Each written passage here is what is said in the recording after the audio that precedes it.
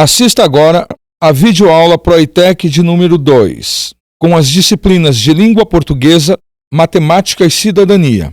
Uma realização do Instituto Federal de Educação, Ciência e Tecnologia do Rio Grande do Norte. Bons estudos! Imagens como essa são cada vez mais comuns nos dias de hoje. Trânsito, poluição. Será que a gente está indo mesmo no caminho certo?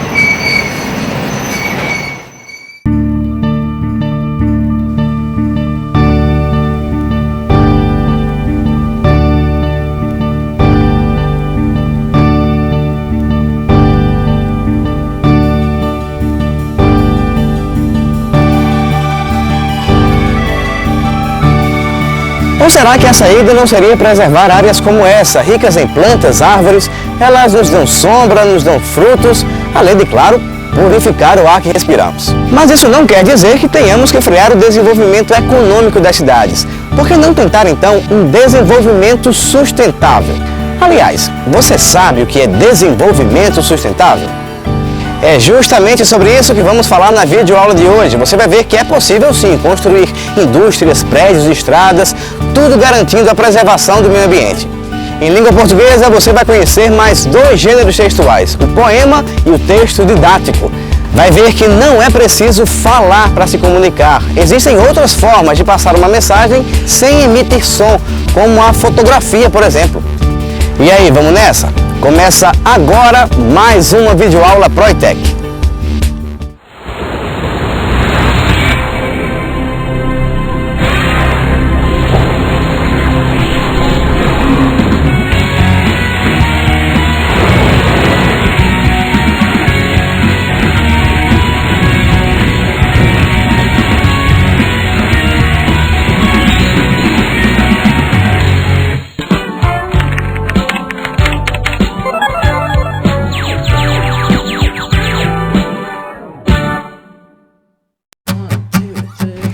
Cara, eu adoro fazer isso. Pra mim, plantar uma muda é como, sei lá, como se eu estivesse ajudando a preservar a natureza, saca? É mesmo, e além do mais, nesses dias de hoje, né, que a gente tem que lidar com a poluição das cidades. É tanto carro, tanta fumaça, né? Aff, demais!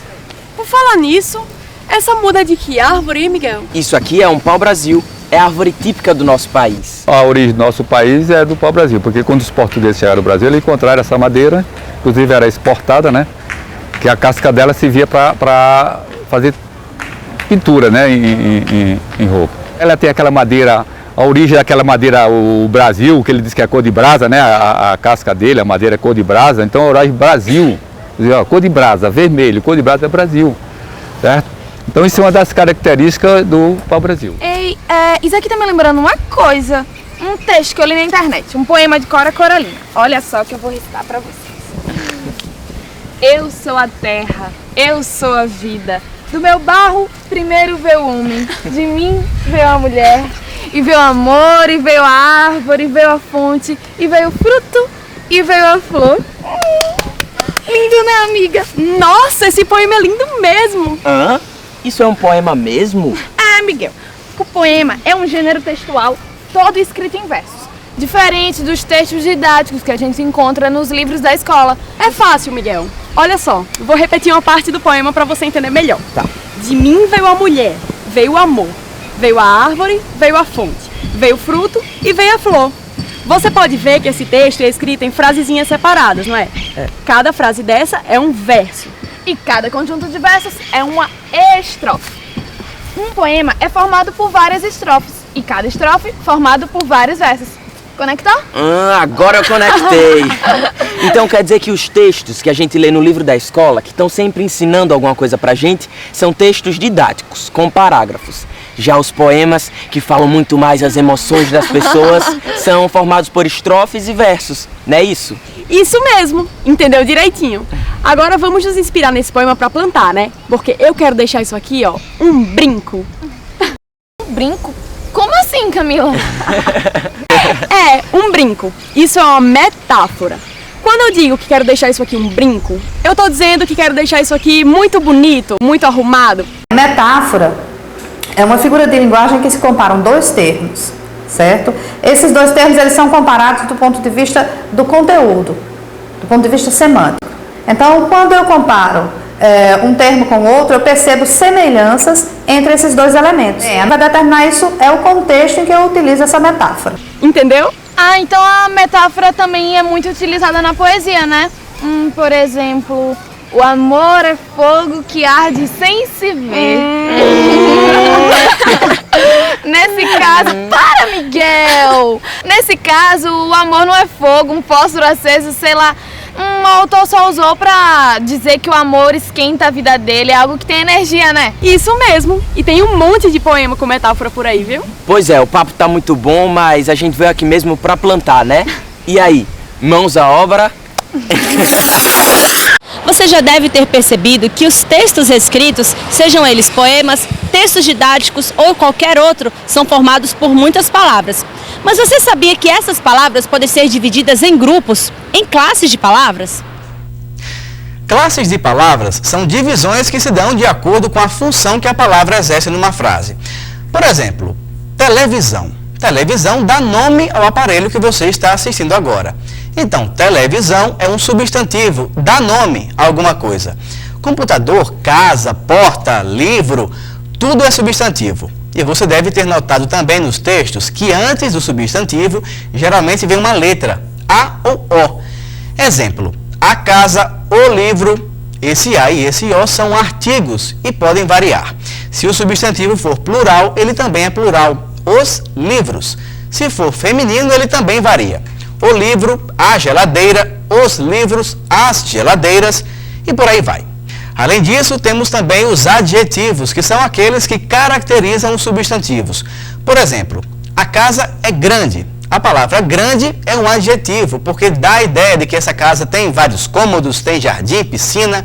Outro exemplo, a planta é bonita. Bonita também é adjetivo. Essa planta é tão linda, né? Mas será que ela vai crescer só com água pluvial? Água o quê? Pluvial, galera.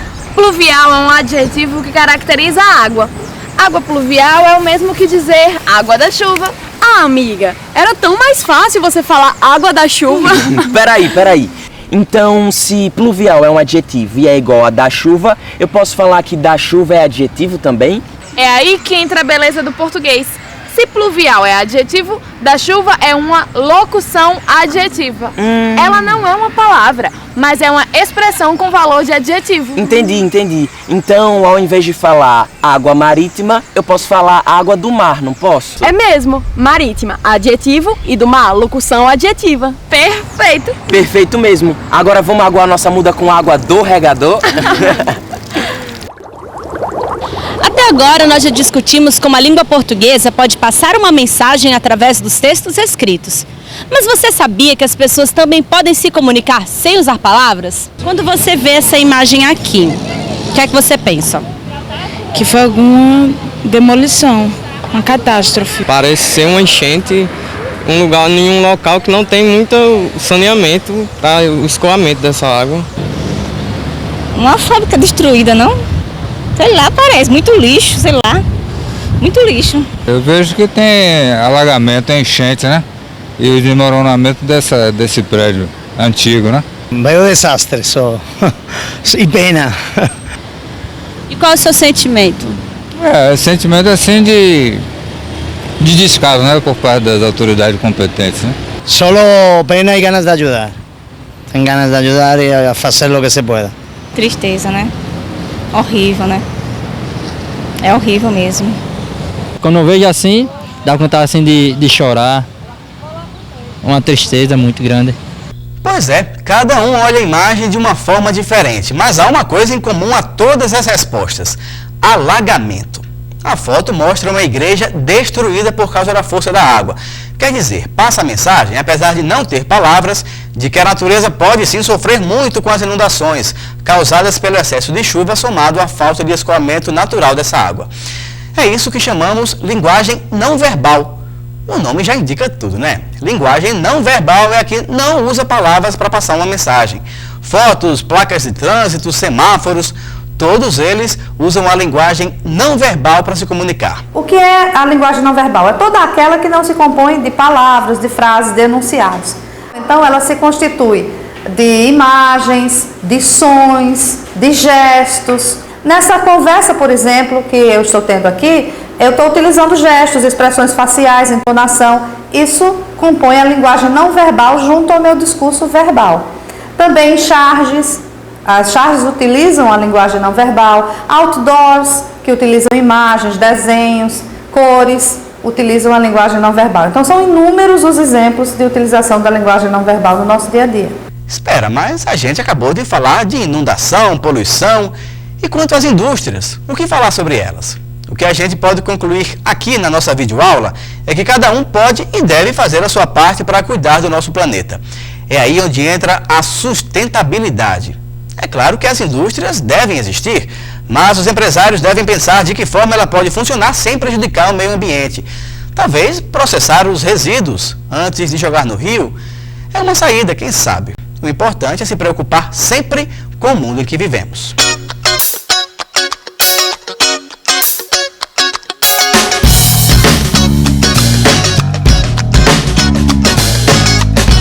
Na videoaula de hoje você conheceu mais 2 gêneros textuais, o poema e o texto didático.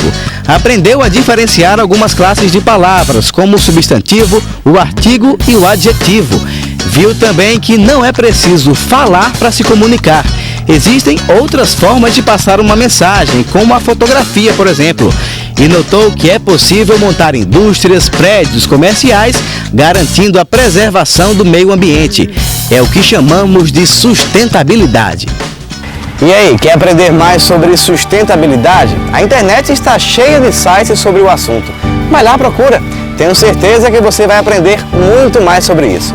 No próximo bloco eu volto com a videoaula de matemática. Não sai daí.